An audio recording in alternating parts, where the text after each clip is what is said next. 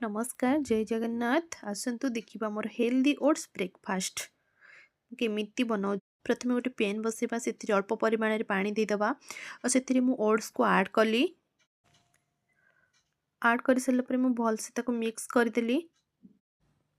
Oats को मु भलसे mix कर सारा पर से देखंतु हे ओट्स भलसे फुटी आसिलानी। से भलसे मिक्स करके से अल्प परिमाण लुण को ऐड कली। देखंतु मोर हेल्दी ओट्स संपूर्ण भाव में हो आसिलानी। भलसे ताको मिक्स करके एबे बर्तमान हनी ऐड कली।